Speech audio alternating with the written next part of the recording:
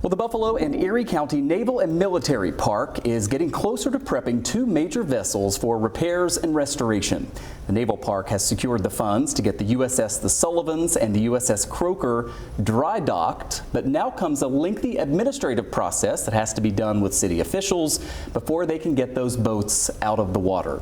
January 17th is the deadline to submit for requests for proposals to get this job, help from the City and Engineer Maritime Services. President and CEO of the Naval Park, Paul Marzello, joins us live here tonight to talk about all this. So we have a better understanding now of the timeline, how this is going to play out, right? The latest step here is this request for proposals, again, due in just a couple of weeks. What's going to happen there? So the RFP, the request for proposal, is for professional services and engineering for maritime exclusively for this project. So as you had pointed out, January 17th is the deadline. We are using this whole week as site visitations for anybody who's interested in putting the proposal together. We've had two already. We have a third coming in tomorrow. So it's a very specialized kind of service. So we're not going to get a ton of interest, but I think the people and the organizations that are responding are highly respected, highly trained, and highly professional in the sense that they know what they're doing. They're not just local firms, they're international firms.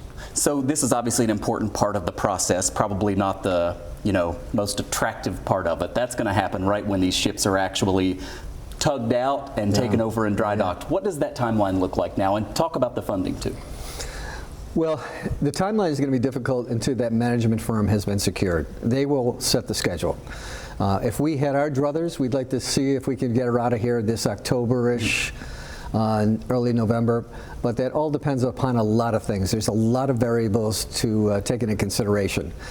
So if we can do that by October, we'll feel very satisfied that we're meeting our goals and objectives, because we'd like to get them out of there into a dry dock in Erie, Pennsylvania. Don John is the dry dock that we have earmarked, and it will take somewhere between 5 and 6 months. So if you kind of count months, if we get them out of there October, November, they could be back by the spring, and we open up for business April 1st. It's going to be very close, but it'll be there.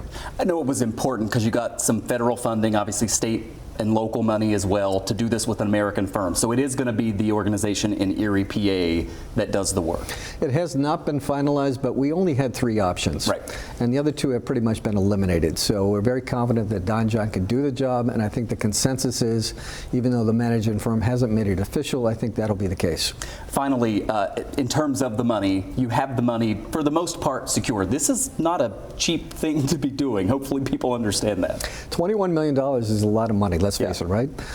Is it going to be enough? We don't know. We won't know until they start removing the steel plates and figuring out what has to be done structurally to the ship and start making those repairs. So we'll have a much better idea once they can dive into it.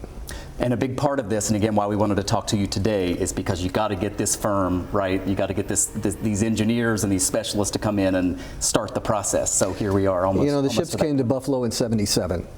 It was open to the public in '79, so roughly 50 years have gone by.